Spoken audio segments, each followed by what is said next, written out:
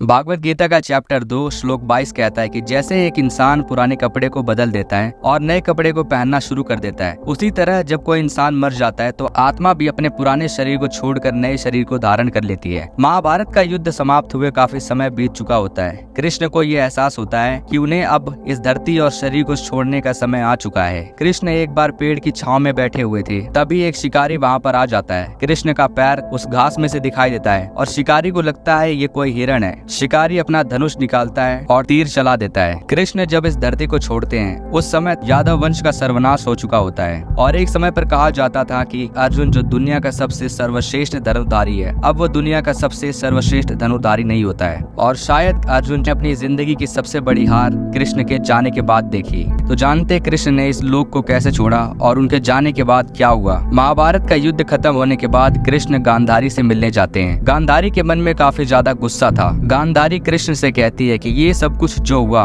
उसका कारण तुम हो और युद्ध के असली दोषी तुम हो, क्योंकि तुम अगर चाहते तो शायद युद्ध नहीं होता और शांति होती। तुम दोनों तरफ के लोगों को समझा सकते थे, लेकिन तुम पांडव की तरफ हो गए और वो सब कुछ करा जिससे मेरे पुत्र मारे जाएं। तो अब इसके बाद गांधारी कृष्ण को एक श्राप देती है और वो कहती है कि तुम्हारे यादवों का अंत भी ऐसे ही हो। वो आपस में लड़ेंगे और खुद को खत्म कर देंगे और तुम्हारे वंश का सर्वनाश हो जाएगा और तुम्हें लोग भगवान की तरह पूजते हैं, लेकिन तुम्हारी मृत्यु भी एक आम इंसान की तरह होगी। अब इस बात का जवाब देते हुए कृष्ण मुस्कुराकर कहते हैं, माँ जो आप कह रही हो वो कहीं न कहीं पहले ही लिखा जा चुका है। और रही बात यादवों के अंत की, तो उन्हें कोई दूसरा मार भी नहीं सकता है। उन्हें अगर कोई मार सकता है तो वो खुद यादव। और रही बात मेरी कि मैं इस धरती को कैसे छोड़ूंगा, इससे मुझे कोई फर्क नहीं पड़ता है और मैं जानता हूँ कि इस लोक को किस तरीके से छोड़ना है, तो आप मेरी चिंता ना करें। कृष्ण ने यादवों के साथ समुद्र किनारे द्वारका नगरी को बसाया। द्वारका नगरी में सभी खुश और समृद्ध थे और जैसे जैसे ये समृद्धि बढ़ती गई, वहाँ के आदमियों ने मदिरा पान करना शुरू कर दिया। और ऐसा कहा जाता है कि द्वारका नगरी में हर रोज रात को दावत हुआ करती थी और लोग ऐशो आराम में इतने ज्यादा लीन हो चुके थे कि वो भूल गए थे कि कैसे कृष्ण ने इतनी मेहनत से इस द्वारका नगरी को बसाया था और उन्हें मथुरा से लेकर यहाँ पर आए थे। तो यादवों की जो ज्यादातर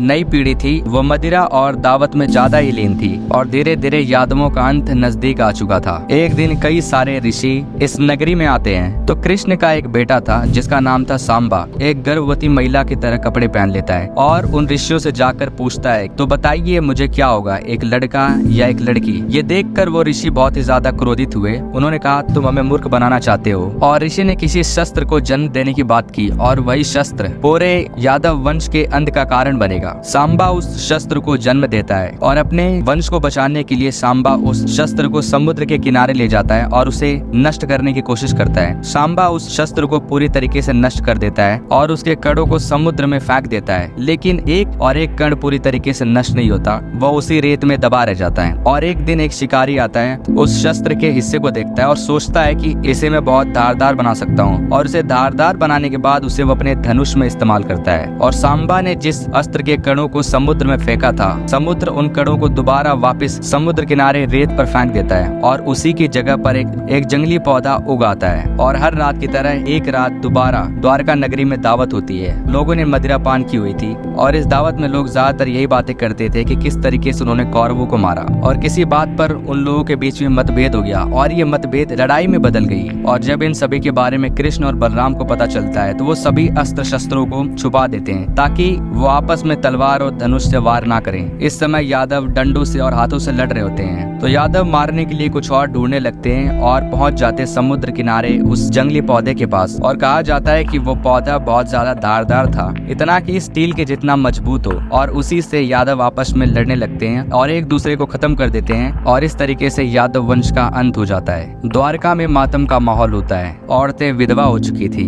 ये सब देखने के बाद कृष्ण बलराम के पास जाते हैं जो एक ध्यान की मुद्रा में होते हैं। तो कृष्ण उन्हें कई बार बुलाते हैं पर बलराम उनकी बात नहीं सुनते हैं, क्योंकि बलराम अपने शरीर को छोड़ देते हैं और असली रूप शेष नाग में आ चुके होते हैं। ये देखने के बाद कृष्ण अब निर्णय लेते हैं कि अब शायद इस धरती को और शरीर को छोड़ने का समय आ चुका है और कृष्ण एक पेड़ के पास पैर फैलाकर बैठ जाते हैं। तो उस जगह पे बहुत बड़ी बड़ी घासें होती हैं और तभी एक शिकारी वहाँ पर आता है और वो कृष्ण के पैर को हिरण समझ लेता है और तीर चला देता है और वो तीर सीधा कृष्ण के पैरों में लगता है। और जब शिकारी को पता चलता है कि वो कोई हिरण नहीं था, वो कृष्ण के पास जाकर माफी मांगता है। कृष्ण उसे माफ करते हैं और कुछ देर बाद कृष्ण अपनी आंखें बंद कर देते हैं और इस लोक को छोड़ देते हैं और यहीं से कहा जाता है कलयुग की शुरुआत होती है। ये बात जब अर्जुन को पता चलती है, अर्जुन द्वारका में आते हैं और द्वारका में जो औरतें और बच्चे होते हैं उन्हें हस्तिनापुर ले जाते हैं, लेकिन बीच रास्ते में कुछ डकैत आ जाते हैं। अर्जुन अपना गांडीव उठाते हैं, लेकिन कहते हैं कि अर्जुन के गांडीव में वो शक्ति नहीं होती है और अर्जुन